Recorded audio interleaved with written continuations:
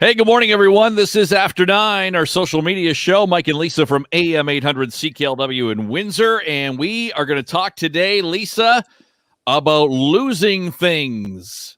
Oh, what did you lose now? I cannot find, there's a couple things. The one I've been looking for the last few days, though, a remote control. I can't find this remote control. And I'm looking everywhere. I feel like I've looked at every drawer, under every cushion, everywhere, every shelf, and I cannot find this thing, and it's driving me crazy because I know it didn't leave the house. Is it like you had it one day and then couldn't find it the next day? Well, it's something I set up recently on the weekend.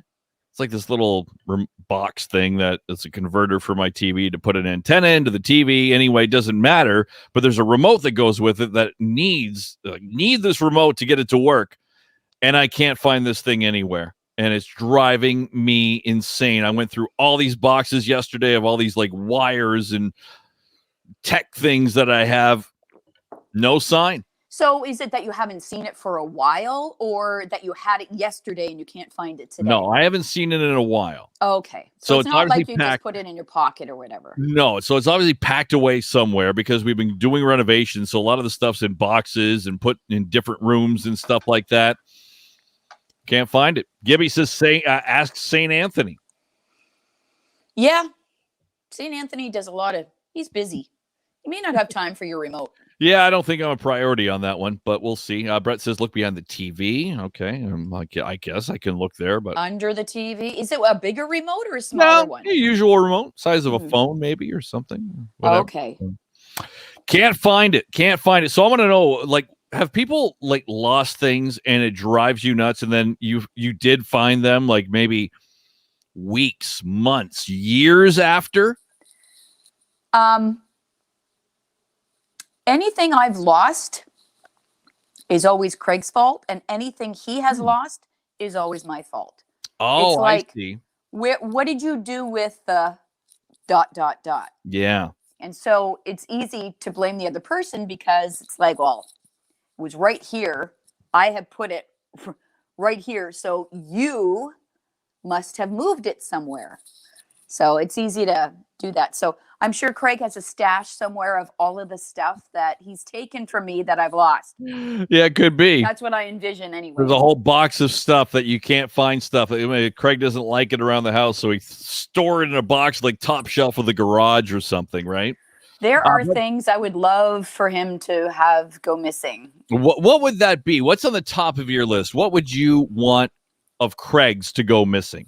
Well, there's two clothing items. One is this shirt that he typically wears for New Year's Eve every year. It's like kind of like a joke, but it looks like it's the ugliest shirt I've ever seen. It looks like a bunch of old neckties sewn together. Oh, very nice. Sounds lovely. It's terrible. But he wears it New Year's Eve because he knows it drives me nuts, and it's become a standing joke. So one day that will go missing. Another one is this big lumberjacket coat that he wears to do like yard work stuff. Yeah, very nice. You got to have one of those. Yep. Yeah, and it's just like, it's bad. But whatever, it's yard work. So that's it. Okay. Well, Brett says that he lost a Pioneer stereo remote for about a year. Oh my God, do I have to wait a year? And Gibby is not giving up on St. Anthony. You must ask St. Anthony. He finds everything. Believe me, he will guide you. Do I have to get like a St. Anthony statue, or do I just pray to St. Anthony, or how does this work? Is St. Anthony the same saint that you bury in your backyard when you're trying to sell your house? I think it is. Or is that a different one? I don't know. I can't keep all these saints straight. Okay, I've got it here.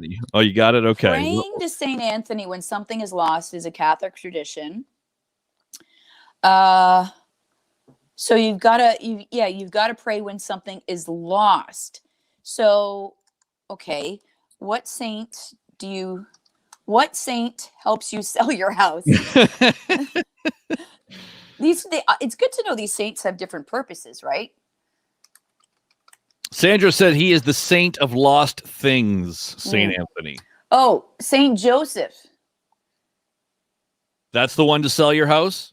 Yes, I guess. Yes. You bury him in your backyard, the little statue, which Okay. I think I've done actually in the past. I'm not even Catholic. I never know. Might work, right? Yeah. So, praying to St. Anthony when something is, are you ready? I'm going to give you the prayer. I want you to repeat after me, okay? Okay. Yes, I'm ready. Tony, Tony, look around. Tony, Tony, Tony, look around. Something's lost and must be found. Something's lost and must be found. Please find my remote. Please find my remote. Thank you. Now you'll find it. All right. Today's the day. I'll report back tomorrow on After 9. But this is a crazy story. You talk about losing things and then finding them years later. There's this guy. He was a retired Navy meteorologist, and he had long forgotten that he lost his wallet. He was stationed in Antarctica in 1968. Oh my God, that must have been fun. And he lost his wallet. You know what? Lee and I talked about this on the show on Monday. Oh, did you? Yeah, but we didn't do it on After 9. So it's likely not many people have heard this, but this story is unbelievable. Oh, it's crazy. 53 years later, the guy gets his wallet back. Maybe he prayed to St. Anthony or St. Joe or Tony, Tony, Tony. He was all surprised how young he looked at his ID card that was tucked inside. He said, it brought back memories. He goes, wow, I had brown hair at the time. He's 91 now. And he got his wallet back after 53 years. What is basically like a time capsule. Yeah, it was. It's in Antarctica. It was like frozen. Yeah. Like a fossil. Yeah. He had a beer ration card with 21 punches left, so he still gets some beer. His motor vehicle operator's license, a card with instructions for what to do in the event of a nuclear, chemical, or biological attack. Jeez. Got to keep that card handy. Well, heart of the Cold War, right? So yeah. They had to carry that with them. And wow, what an amazing story. 53 years later to get your wallet back. I love that. And from what I had heard, it took like almost an army of people to track this guy down. Yeah, I bet. It took a long time to figure out where, and what an accomplishment to actually find the guy. Yeah, very nice. So yeah, this made news on CNN. He retired back in 1977 after 25 years of service, and 91, as I mentioned, and got his wallet back. So now, St. Anthony helped him with that. I need my remote, and I got a couple other things I've lost. It's just like it's crazy. I think it's all these renovations and everything's out of place, and I love things having a place. And I love containers, like stuff with lids or nice boxes to put stuff in, and I label them with my label maker. Jeez. No? That makes it even more unbelievable that you've lost something. I know. It's the renovations. Stuff's everywhere. The biggest lost is found story that I have, and I think I've talked about this before on our After 9 segment, was years and years ago when my dad was over helping me rake leaves. And we had put together 14 bags of leaves, and my dad was going to take them to the dump for me. Mm. And at the end of doing this for hours, raking and everything, he said, oh my God, my wedding ring. My wedding ring's gone. Oh my God. And we looked at the bags of leaves, and I'm like, oh God. And it had been loose on his finger. So he knew that, you kind of do this, right? You're shoving the leaves in and then you're pushing it down. Off. So what I did was, and I knew at the time that one of our engineers here at work, Jim Valvasori, who has since retired, had a metal detector. So I got it from him, and we dumped one bag out at a time on a big plastic tarp. Yeah. And we found it on the fourth bag. Oh my God. Well, lucky, I guess it was just the fourth bag. Right? So that was kind of cool. Okay. Yeah. Okay. Well, let us know. What have you lost and found years later? One comment that keeps coming in says, love your top, Lisa. Do you? Yes. I get made fun of for this sweater. Why? Too many stripes going on, or what? What's the deal? Yeah.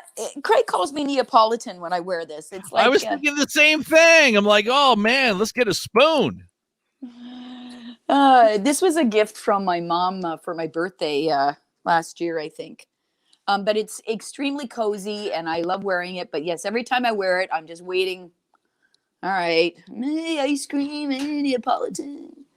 Joanne says Lisa looks pretty with that beautiful sweater she has on this morning. Oh, nice. Thank you. I must wear it more often then. Yeah, I guess To so. hell with my family. Put that in the lineup, more regular in the lineup. Wayne says, I lost a new hearing aid, looked everywhere. I prayed for help. I was giving someone a ride yesterday, found it in my car. Oh. Wow. Have you ever lost your bank card? I've lost many a bank card, a debit card in my car. And what happens inevitably is if you're going through the drive-through, a teller, and you use it, and then you got to move along. There's somebody behind you, and then you just take your pressure, stuff. The stress, yeah. That's right. And you maybe put it in the console in the middle. Inevitably, it falls like between the seat and the console. Yep, underneath somehow. Yeah, always. They actually have those kind of like these pads or guards you can put in between the console, between your armrest area and the seat to prevent stuff like that. You can get them on Amazon, I know. I've seen them. That's good. You've seen them? Yes, I have sawn. You have sawn those. Okay. Michelle says it's gorgeous. Back to the sweater. Thank you. Kathy says, good morning. Can you please tell me what the headline phrase was today, 8:20? I fell back asleep. Today's phrase. Our home and native land. Yeah, we were talking about the national anthem that was not being played now at Dallas Mavericks games of the NBA, and should it be played? And so we use that as our headline today. So yeah, we transitioned to talking about the Canadian national anthem, and asked listeners should it be played at Canadian events, our national anthem, and so we used one of the lines from our national anthem for that, and it was apparently an easy phrase to say.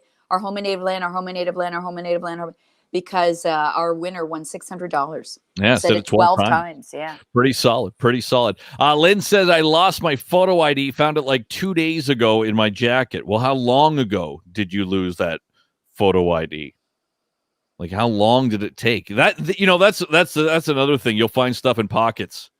Something like a jacket they haven't worn in a long time or something, at the beginning of a season. So, that's something that comes up too. So, okay. Well, hopefully St. Anthony, St. Joe, all the listeners. Tony has done it again, and I'll find the remote today. I will report back. Anything on your mind before we say goodbye for today? Well, I was going to talk about The Wizard of Oz because I'm not a fan of movies being remade, but apparently there is a remake in the works of The Wizard of Oz. And I right away, I'm thinking this is going to be a disaster. But they say they're calling it a fresh take. Nicole Castle of Watchmen fame is directing it. And she said she's extremely excited about it. Eager to dance alongside these heroes of my childhood at a newly minted yellow brick road. Like, didn't they do one with Michael Jackson, like Ease On Down the Road, that kind of thing? That's different. That's taking the idea, not really a remake. And I know they've touched up, colorized these movies and all of that. I'm okay with that. But to remake completely The Wizard of Oz, I don't know. You just want the original. Love original movies. Yeah, I do too. They're not the same, but maybe it's for the kids. Maybe it's like, well, this looks too dated, too old. I need something more modern and people I know, actors I know, and all that stuff. Maybe. Is there any movies like that for us? That like maybe our parents were fans of, and that. Gone with the Wind. Gone with the Wind. Did they remake Gone with the Wind? I don't think so. What was that movie just a few years ago with Lady Gaga and Bradley Cooper? Star is Born.